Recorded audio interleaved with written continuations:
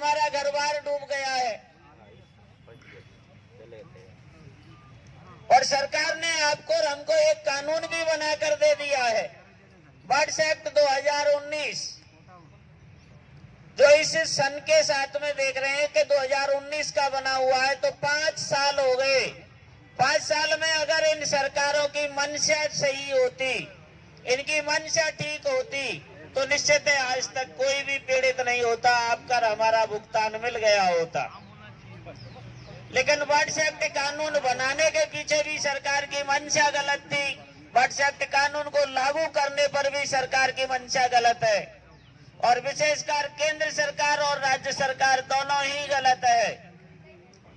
जब केंद्र सरकार ने इसको लागू कर दिया तो हमारे यहाँ माननीय जादूगर महोदय, माननीय सीएम साहब अशोक गहलोत जी की सरकार थी, उन्होंने इस कानून को पंगु बना दिया।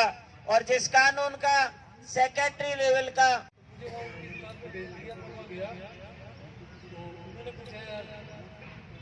किसके बेटे हो?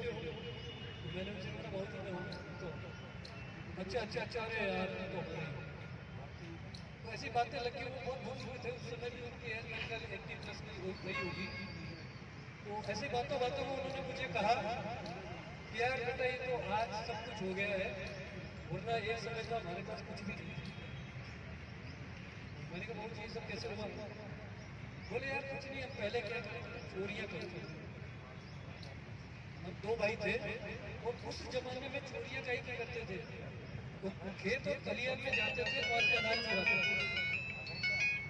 बोले एक बार मैं गया, हम दोनों भाई गए और वहाँ पे एक खेत में जाकर के और हमने बोरियां भर ली। वहीं पे रखवाला सो रहा था, वो जग नहीं जाए इसलिए हम चुपचाप भर के और चलने की तैयारी में थे। तो ये जो छोटा भाई है मेरा, इससे वो बोरी उठी नहीं। तो जब ये नहीं उठी तो मैं भी परेशान किया, रही जग जाएगा, ठीक है तो चल रहा है अपने को। तो बोला मैंने कुछ नहीं किया, वहाँ एक लट पड़ा था, मैंने मुझे रखवाला था, उसी को लट मारा और उसमें इसमें इतनी ताकत आई ये बोरी उठा करके मेरे आगे भग गया। ये बात मैं क्यों कहना चाह रहा हूँ, क्योंकि हमारे जो निवेशक है वो साथ और वो उनसे तो हमें उम्मीद भी नहीं करनी चाहिए। जिनसे उम्मीद करनी चाहिए थी वो है एजेंट, जिन्होंने अभिकर्ता का एजेंट का काम किया। अब ये बात मैंने आपसे क्यों कही, क्योंकि जैसे उन्होंने उनको लट मारा और उसकी धमक से वो बोरी उठा करके चल दिया, उसी तरह से अब हमको भी वही करना पड़ेगा। हमें क्या करना पड़ेगा, हमें निवेशकों को जाकर के कहना पड़ेगा पकड़ो अपने एजेंट को। फिर वो एजेंट कहाँ जाएगा, फिर वो ढूंढेगा मैं कहाँ जाऊँ, मुझे कहाँ पे अपनी रक्षा होगी, फिर वो आएगा और तब जाके सक्रिय होगा। अभी वो ये सोच रहा है यार सब सो रहे, मैं नहीं जगाऊंगा, ये हमारी बहुत बड़ी बात है। अगर कोई एजेंट ये सोचता है कि मैं अपने निवेशकों को नहीं जगाऊंगा, ये उसकी बहुत बड़ी बात है। उसको चाहिए खुद भी जगह और अपने साथियों को भी जगह। तो इसमें कोई दो राय नहीं है कि हम जितनी चाहते हैं उससे दोगुनी भी भीड़ हो देंगे, पर अपने में ताकत नहीं है। मैंने ये देखा कि अपने में ताकत नहीं है कि भिड़ जाओ उनसे कि भाई क्यों नहीं, आप क्यों परमिशन नहीं देते हो, और अगर आप परमिशन नहीं देते हो तो हम कानून हमारे हाथ पे लेते हैं। 10 बार दे वो परमिशन, पर आज दिन तक परमिशन नहीं मिली है।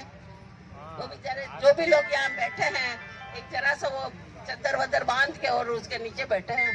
क्यों क्यों टेंट लगाने की परमिशन नहीं है? क्या बीजेपी पार्टी हो या कांग्रेस पार्टी हो, वो मुख्य है हमारे देश की? क्या वो देती है चंदा, वो देती है उनको टैक्स वगैरह? टैक्स तो हम जनता मिलके देते हैं। तो आप सोचो, अगर एक बाप बदमाशी करता है तो उसको पुलिस पकड़ के ले जाती है, क्या उसकी दुकान के ताले लगा देती है? क्योंकि उसका परिवार भूखे मर जाए, उसके बेटा होगा वो संभालेगा उस दुकान को। इसी प्रकार अपने साथ में अन्याय किया है इस सरकार ने।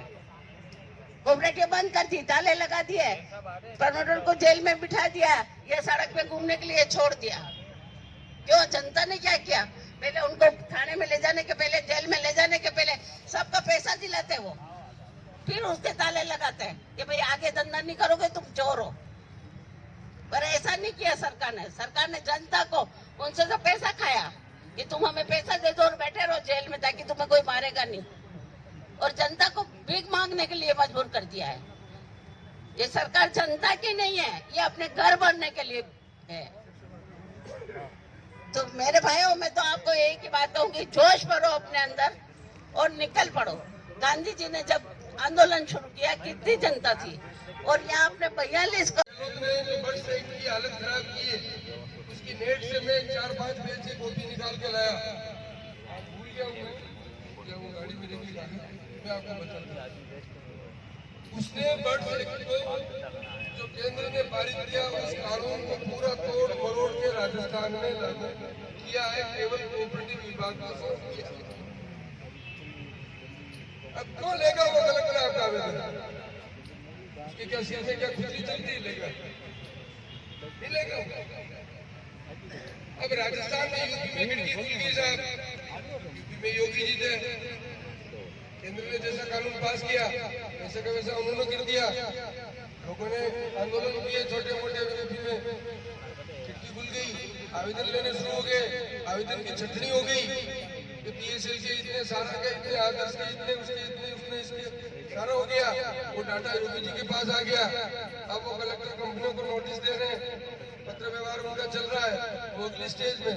और हमारे यहाँ कुछ भी नहीं हुआ। और नीचे लेवल पे अपन कांग्रेस बीजेपी करते रहते हैं। पहले अपन ये तय करें कि दोष किसका है, कहाँ गलती हुई, अपने को कहाँ जोर देना है। राजस्थान में सबसे पहले मोदी जी से मिलने से पहले ही मैं तो आपसे आग्रह करूंगा कि भजन लाल जी से मिलने का प्रयास करिए, उनसे समय लीजिए। तो भाई ये नोटिफिकेशन पिछली सरकार ने, आपने पेपर लीक के ऊपर आपने एसआईटी का सिर गठित कर दी। जो कांग्रेस ने गलत काम किए उसको सुधार के लिए आपने ये कर दिया। ये भी कांग्रेस समय नहीं, मुख्यमंत्री से नहीं मिल सकते। क्या अप्रोच है? केवल जिंदाबाद मुर्दाबाद करने से आपको पैसा नहीं मिलेगा। अभी राजसमंद में लगभग महीने में 3 कलेक्टर चेंज हुए। बड़े अभी भी वाले हम जब भी जाते हैं हमको प्राथमिकता देते, बात करते और उन्होंने कहा आपकी समस्या गंभीर है, लेकिन उनका समाधान हमारे पास नहीं। हम उनको किताब लेके गए, साहब ये वर्ष से एक दिन इसको लागू करो। तो वो एक ही बात है, हम तो नौकर हैं, गुलाम है, गवर्नमेंट से ऑर्डर करा दो, हम आपसे खिड़की से। जब कलेक्टर ने ये बात कह दी, फिर उस कलेक्टर को रोज पर्चा पकड़ाना, रोज पर्चा पकड़ाना, क्या वेस्ट ऑफ टाइम, मेरी परिभाषा, अपने को रास्ता बदलना होगा। उन्होंने भी यही कहा, आप इन एमएलए, एमपी और मंत्रियों को पकड़िए। इस समस्या का समाधान राजनीति से, कूटनीति से क्यों नहीं नरेंद्र मोदी से मिल सकते? क्यों नहीं भजन लाल से मिल सकते? हमने क्या प्रयास किया? चिट्ठी लिख दी साहब, आप इतने वीआईपी को आपको टाइम दे देगा वो मोदी।